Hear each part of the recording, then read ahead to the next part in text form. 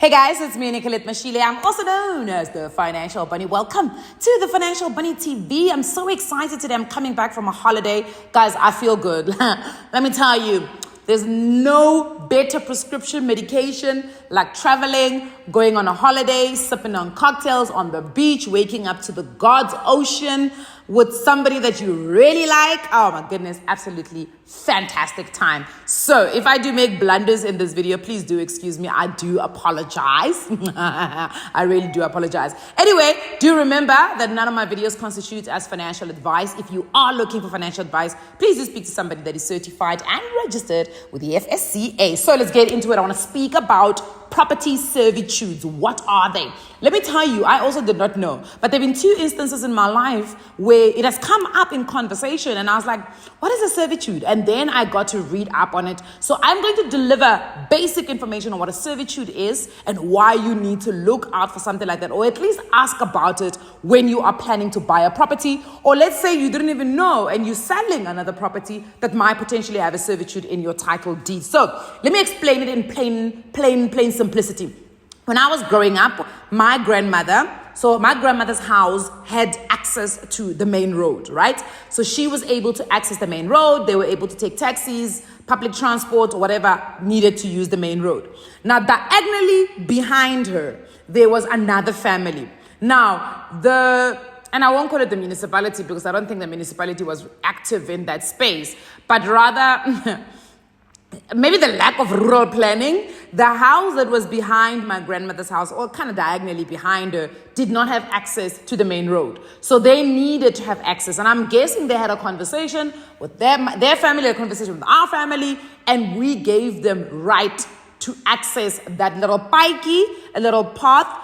Sometimes we call them double up. It's not really a double up because they didn't have a choice to be able to access the main road. In fact, actually, no. They could access it. It was just too far. They had to go round for them. So I think the double up was there for them to be able to access the main road, right? That essentially could be seen as a servitude. Why? Because they are giving a third party access and right to use of a space on their property, on the property of the owner. So that's basically what a servitude is, right? So fast forward, bring it back to, here in a sophistication, there was a young lady who sent me an email speaking about one of the estates that I was actually helping to market in terms of property ownership and buying into it.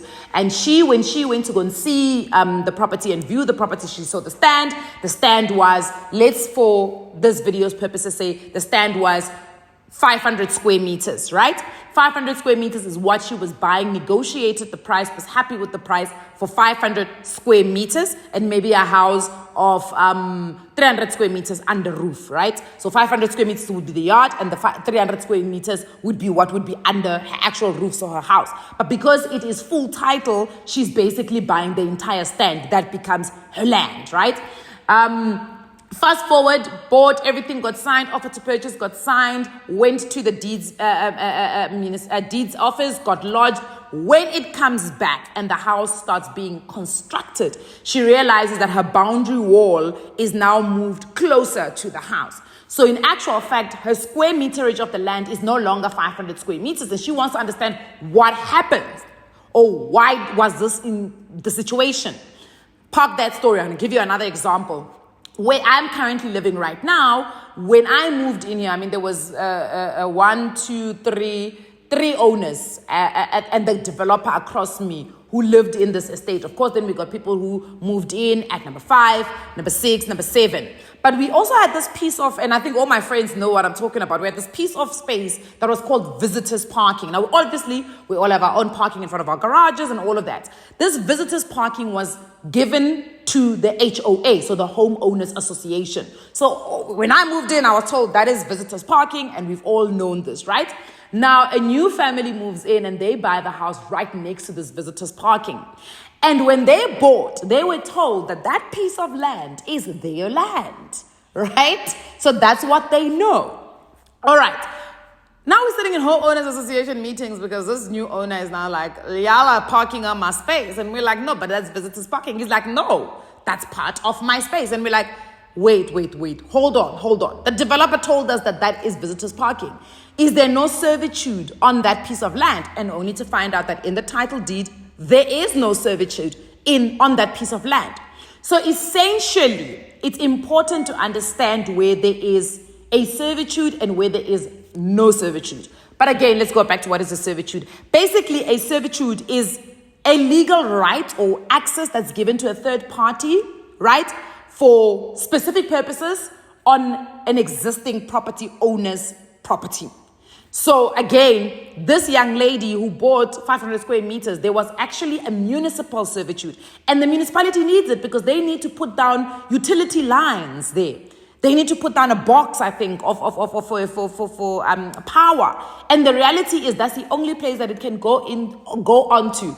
But the problem is that it was probably not correctly disclosed to her. 1, 2, she might have not heard it because when you don't know, you don't know. I imagine when I read her email, I was like, if I was in your position, I probably wouldn't even understood what a servitude is. And then last but not least, it's supposed to be in your title deed. But here's the reality. For many of us, you only see the title deed once you actually complete the purchase and you pay off this thing. That's when you see the title deed. Then you're going to find out, oh, there's a servitude on my land. I didn't even know there was a servitude on. Or one day you wake up and people are in your backyard. The municipality or the water guys are in your backyard. You're like, they've got every right to actually be on your land. So it's important that when you are buying property, ask as many questions as possible. Right? Now, the unfortunate thing about this young lady is that the fact that now her square meterage is smaller than what she actually thought she was buying. And even though there was maybe a compensation conversation, the reality is you feel duped as a person. Because you're like, I bought 500 square meterage. I could have bought another place for 500 square meterage that didn't have a boundary wall, a servitude. Now I have to move my boundary wall closer to my house. Now your garden is smaller than what you had anticipated. So sometimes it's not even a money thing. It's just the fact that now you feel like, I'm not getting what I was told I'm getting. And it starts to cast a suspicion on everything else that has been discussed. So there is a responsibility that the seller, the agents all have to tell people, because some of these servitudes are transferable and some of them are not transferable. So I read up that there is a servitude on a property and or a servitude on a person. So it could be sometimes that, for instance, at my grandmother's house, those guys maybe had an elderly person and they didn't want to ground her. So they needed a double up. But once that person passes away or that person moves, then that servitude ceases to exist. But